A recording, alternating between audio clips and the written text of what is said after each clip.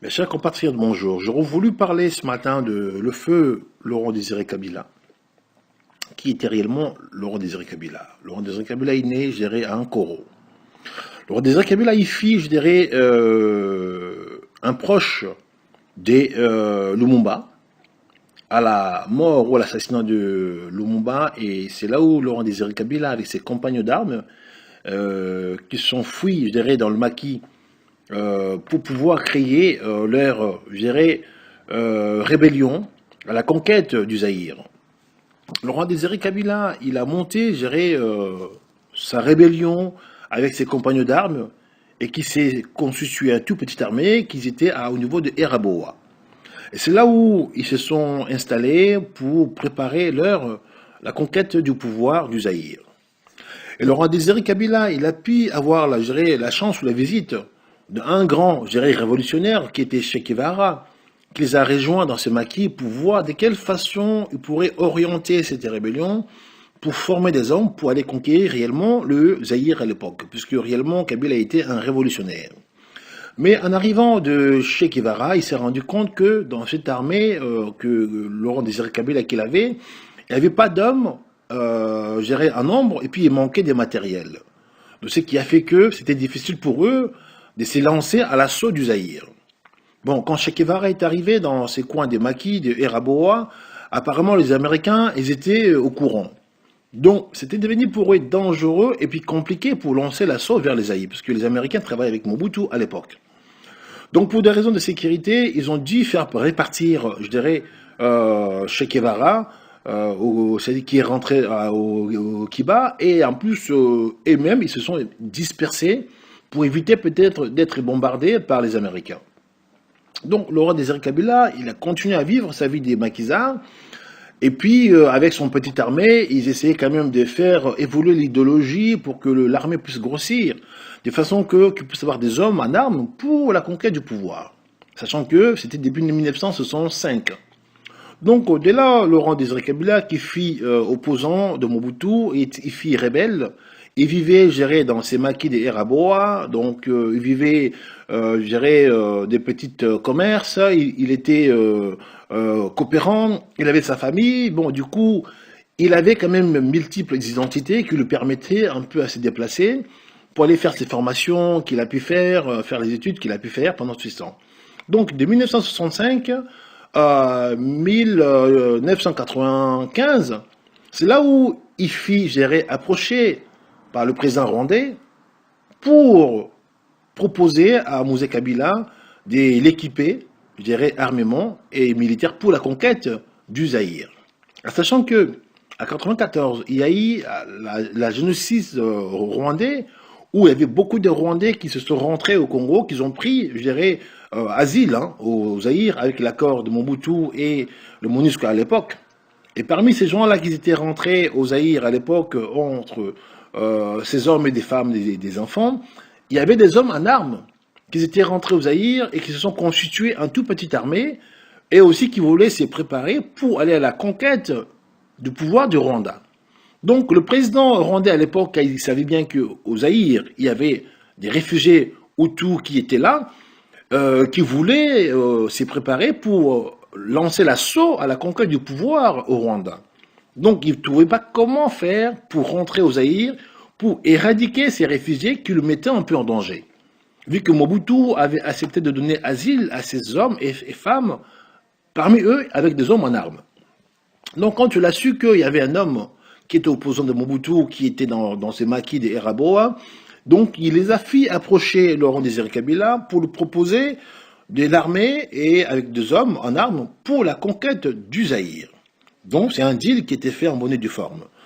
Donc Moussé Laurent Désiré Kabila, qu'il a accepté cet accord, qui soit formé, armé par le Rwanda pour la conquête du Zaïre, et sans le savoir que dans l'agenda des Rwandais, c'était si Moussé Kabila y rentrait au Zaïre, eux, leurs militaires, ils savaient qu'ils avaient une deuxième mission, c'est d'aller pourchasser le rebelle rwandais qu'ils étaient au Zaïre, qui voulait la conquête du Rwanda.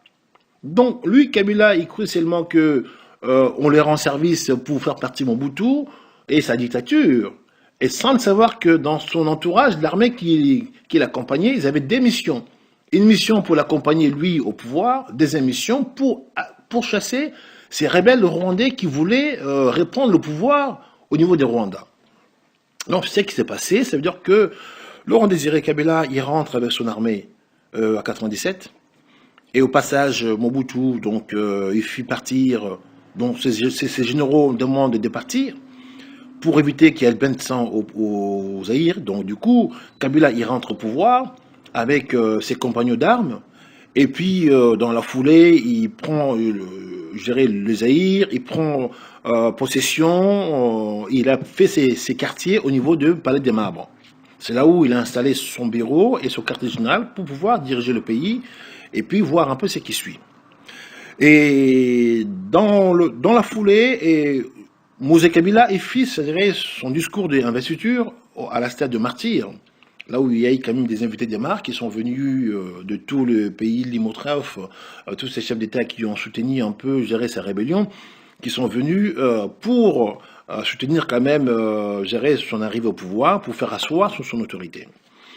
Donc Laurent Désiré Kabila qui fit son discours géré au stade des martyrs pour faire comprendre réellement son idéologie en disant que il prête serment à s'engager à pacifier le Zaïre, il prête serment en disant qu'il veut protéger les Congolais et pour éradiquer, gérer la corruption, le vol, le trouble, ainsi de suite. Donc Mosé Kabila, donc, il travaillait à son bureau qui était au niveau de Palais du Marbre. Et donc, du coup, qu'est-ce qui s'est passé? Et Mosé Kabila, il fit un premier décret, donc, pour changer le nom du pays. Donc, à l'époque, le Zaïre s'appelle Zaïre, donc il fit un décret pour que ça devienne le Congo.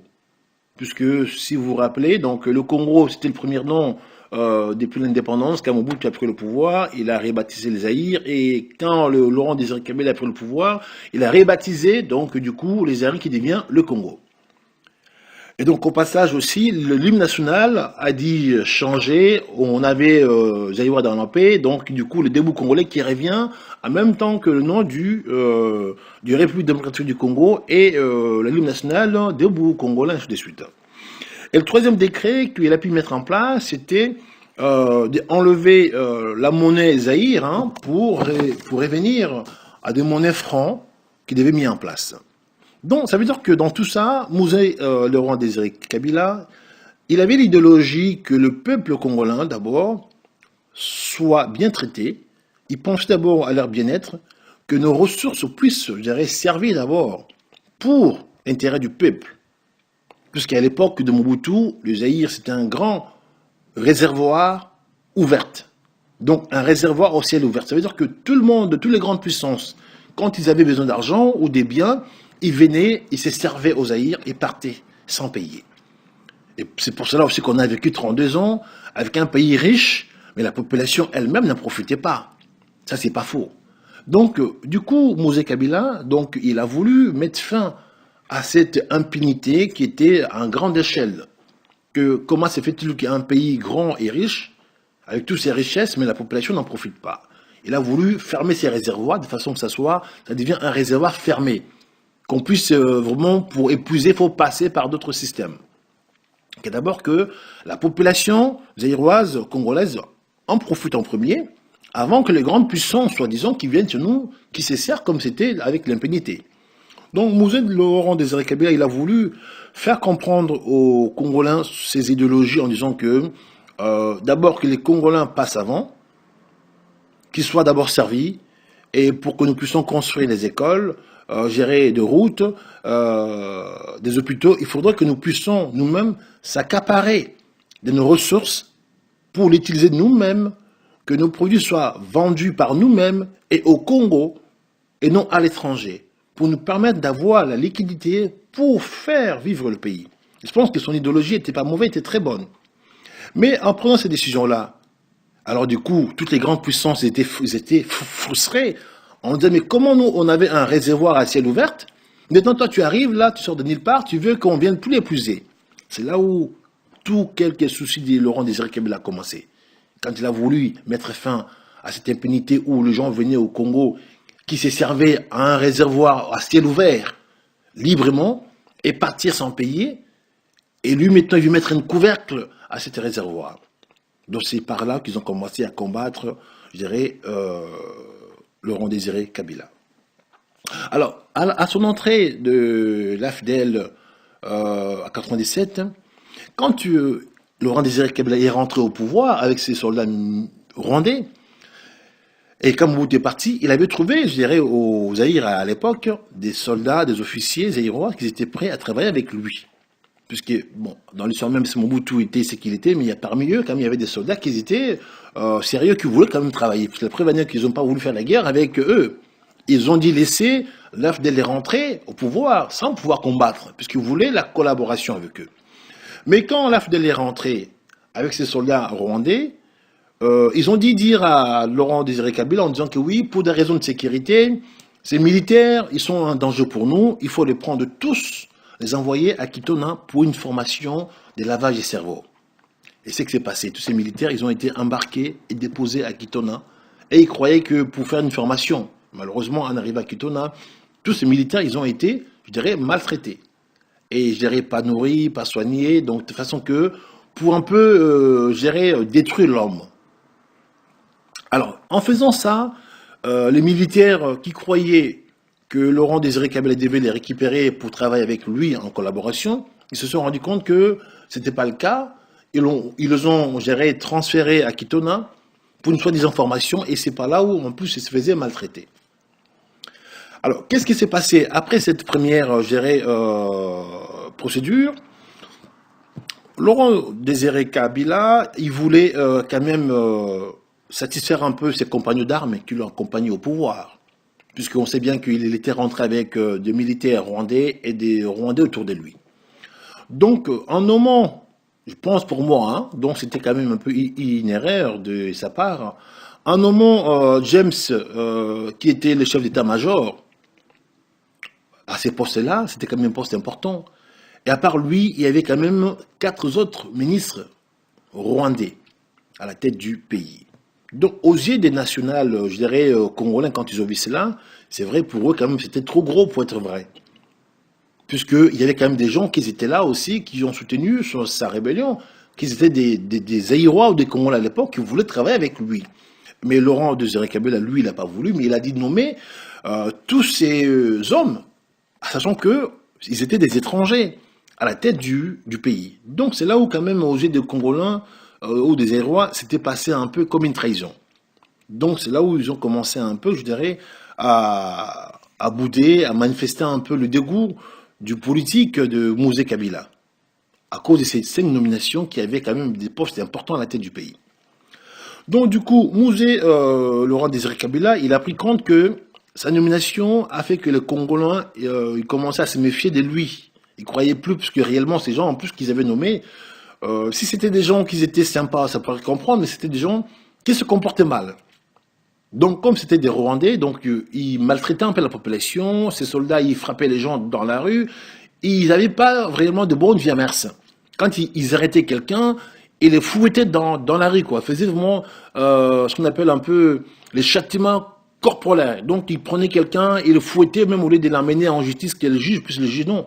Et ils arrêtaient et fouettaient dans la rue. Donc, ce comportement-là, nous, aux Zaïre, à l'époque, on l'avait plus ça, parce qu'un policier, il a un rôle d'arrêter quelqu'un, bien sûr, mais sans pouvoir les bastonner et l'amener en justice, c'est la justice qui doit trancher. Mais eux, quand ils arrivaient, ils fouettaient les gens dans la rue. Châtiment corporel, ils étaient obligatoires. Donc, du coup, Laurent Désiré Kabila, il a vu cela, il a voulu quand même un peu, je dirais, se racheter, en disant, bon, de toute façon, on a fait un deal, je suis arrivé au pouvoir, je pense que maintenant, je suis le président, je peux essayer de les faire à l'envers. Autrement dit, il a voulu doubler un peu ses donneurs d'ordre, ses financiers, je dirais, ce bourron qui l'ont accompagné dans sa révolution. Donc, il a pris la décision de dire que tout le militaire rwandais, moi je suis au pouvoir maintenant, vous rentrez chez vous, je dirais, au Rwanda. Quand il a pris cette décision pour envoyer tous les militaires rwandais chez eux, mais malheureusement, il n'a pas pensé d'abord à faire libérer nos militaires qui étaient à Kitona pour sécuriser les pays et son gouvernement et le peuple.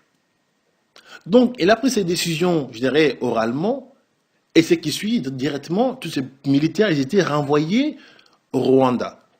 Mais derrière, Laurent Désiré Kabila n'avait pas encore pris tous nos militaires, anciens officiers des Zaïre, pour le poster à la place où il y avait des Rwandais. C'est là où il y a eu une deuxième erreur de Laurent Désiré Kabila.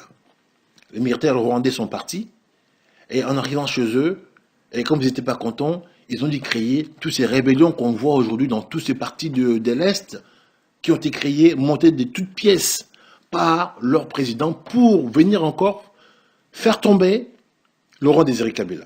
Ils ont dû créer le MLC, ils ont dû créer Zaïd Ngoma, ils ont dû créer Wamba du Wamba, ils ont dû créer toutes ces rébellions aujourd'hui qui étaient créées par Rwanda-Ougandais. Rwanda-Ouganda, c'était des rébellions pour venir faire chuter Laurent Désiré Kabila, puisqu'ils les avaient renvoyés chez eux. C'était des rébellions qui avaient les mêmes objectifs que lui, qu'il avait eu avec eux au passé. Donc, qu'est-ce qui s'est passé? Comme ils n'ont pas pu avoir Laurent Désiré Kabila par ces rébellions, ils ont dû passer par l'intérieur. Ça veut dire que ses proches collaborateurs, l'un de deux qui est au courant, pour arriver jusqu'à l'assassinat du musée Laurent Désiré Kabila au Palais de la Nation. Et puis à l'assassinat de Laurent Désiré Kabila, voilà ce qui s'est passé. Et puis du coup, le Congo, il s'éclate un peu, qu'on se retrouve avec des rébellions par-ci par-là, tous à la conquête du pouvoir pour la libération du Congo, mais c'était tous des rébellions montées par toutes pièces par le Rwanda. Donc, on n'a pas eu des rébellions proprement congolais. Tout ce qui s'est passé, MLC, Wamba du Wamba, Zaïd Ngoma, toutes ces personnes, c'était des rébellions soutenues par Rwanda et Ouganda. Donc aujourd'hui, même s'ils arrivaient au pouvoir, je pense qu'ils devaient tous travailler pour le bien de Rwanda et non pour le Congolais. Donc moi, dans cette exposition, je pense que Laurent Désiré Kabila, il a fait ce qu'il devait faire. Il a fait son parcours. Il a voulu réellement le bien-être, je dirais, des peuples congolais. Mais au passage, il n'a pas réellement, peut-être, je pense, réalisé ou bien pesé les risques qu'il y avait derrière. Il pensait, arrivant au pouvoir, il pourrait facilement doubler ses donneurs d'ordre pour peut-être prendre le pouvoir et les renvoyer chez eux. Mais sans le savoir que ces gens-là, quand ils ont accompagné, ils avaient des agendas. Un pour l'accompagner lui, et l'autre pour pourchasser ces rébellions qui étaient aux Zaïre. Puisque, quand même, pour vous faire passer une chose, Laurent Désiré Kabila, il vivait à Somaki, à Eraboa. Donc peut-être, je pense que, ou bien, il n'était pas assez informé des choses qui s'est passées au Congo, quand il y a eu la rébellion des Tutsis qui sont rentrés au Congo. Parce que lui, il est venu sans savoir peut-être que dans le groupe ou les gens qui l'accompagnaient, ils avaient des agendas. Un pour l'accompagner au pouvoir, deuxième pour chasser le rebelle rwandais qui étaient aux Zaïre, et trois pour faire asseoir leur pouvoir au niveau des Rwandais et piller les Zaïre.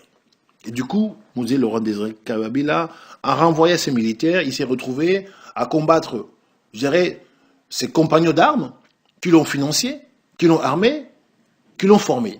Sachant que même s'il était au pouvoir, mais il n'était pas assez entouré, puisque en son arrivée, tous les partis politiques qui existaient, c'était interdit.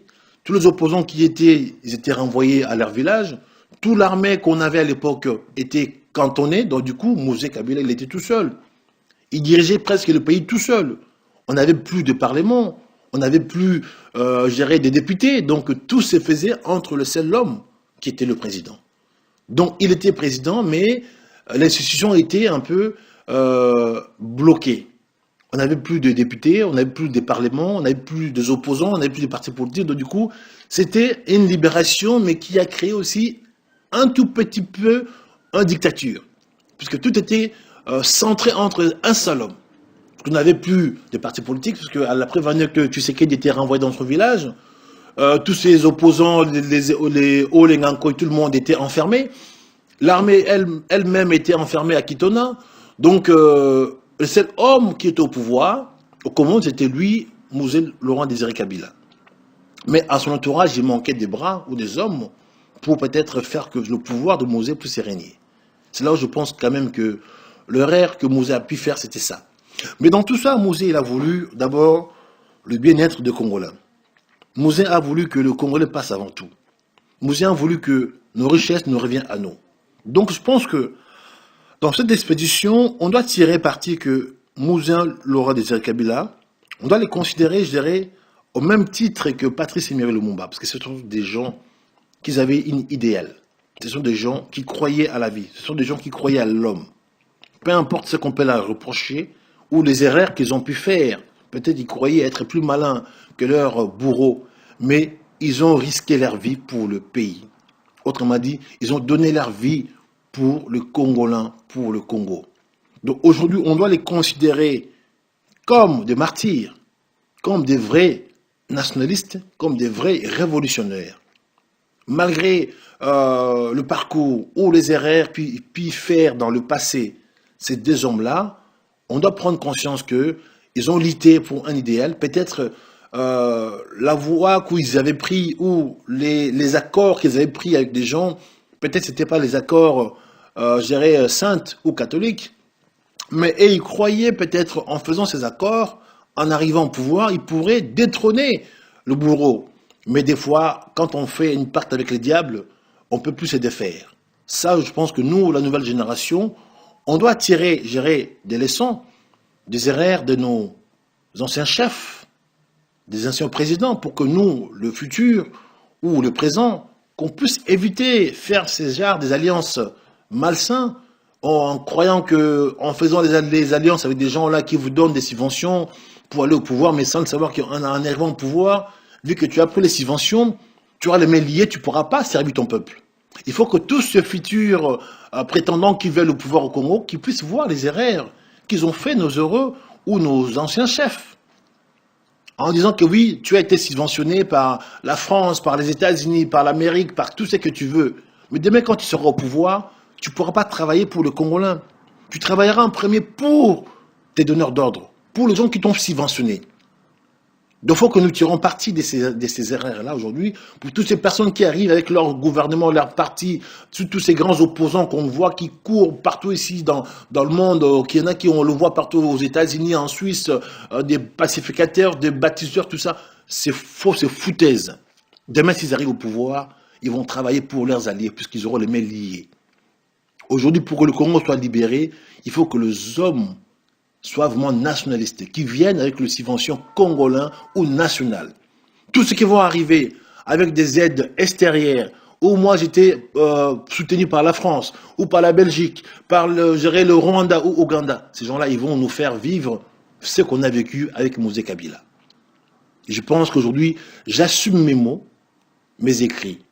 On a un devoir de faire éclaircir l'histoire pour le futur jeune, pour nos enfants, pour nos futurs élus qui sachent que la conquête d'un pouvoir, ça s'est fait, mais différemment, avec les forces intérieures, nationaux. Quand on cherche les appuis extérieurs, c'est bien beau, tu vas arriver au pouvoir, mais on aura ce qu'on a vécu avec des gens qui vont te dire, ok, tu es président, mais tu vas travailler pour nous. Comme à l'époque de Mobutu, il était président, mais la Belgique, les États-Unis, ils venaient au Congo, ils se servaient comme ils veulent. On avait un pays riche, ce qu'on appelait un réservoir à ciel ouvert. Tout le monde venait chez nous qui pillait. Et lui, on a vu encore Mouzé, Laurent Désiré Kabila, il arrive au pouvoir avec ses alliés. Il a voulu rompre cet engagement avec eux pour fermer ces réservoirs qui devient un réservoir national. Mais comme eux, ils étaient habitués, ils n'ont pas voulu, ils l'ont pas laissé faire. Ils l'ont assassiné. Alors maintenant, tous ces gens qui prétendent aimer ces pays, qui veulent gouverner le Congo. Mais quand on voit leur parcours, on les voit en Suisse, en Allemagne, aux États-Unis, en Chine, mais c'est bien beau. Mais demain, quand vous allez arriver au pouvoir, vous allez nous faire la même chose qu'on a vécu avec Mouzé ou avec Mobutu. Parce que vous allez ramener des appuis extérieurs, mais quand vous allez être au pouvoir, vous allez avoir les mains liées. Au passage, la population ne profitera pas de votre exploit ou de vos idéologies. Donc ça, c'est un conseil à tous les fils ou filles des pays qui veulent un jour le pouvoir dans ce pays. Cherchez le pouvoir par vous-même et sans pouvoir faire des alliances extérieures avant d'arriver au pouvoir. Sinon, quand vous allez arriver, la population ne profitera jamais.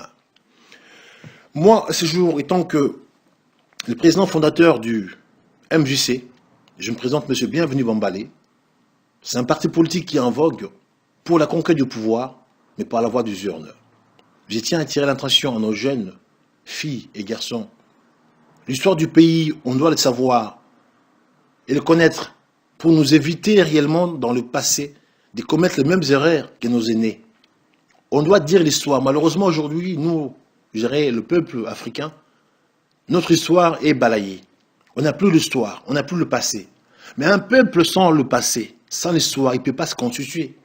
On doit savoir d'où on vient pour savoir où on va y aller. Il est un devoir de chacun, de chaque père, chaque mère, chaque fils ou fille, de connaître l'histoire de son pays pour savoir comment lui peut se positionner pour le futur. J'assume, si j'ai dit des choses qui ont choqué les uns et les autres, je suis désolé, c'est l'histoire de mon pays. Nos présidents, ils ont été des hommes, comme vous et moi.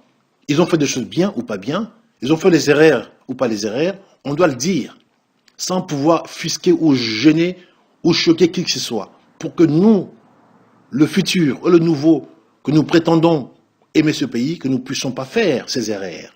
Et j'assume mes mots et mes écrits. Je me présente, M. Bienvenu Bambalé, président fondateur de MJC, un parti politique en vogue pour la conquête du pouvoir. Merci mes chers compatriotes.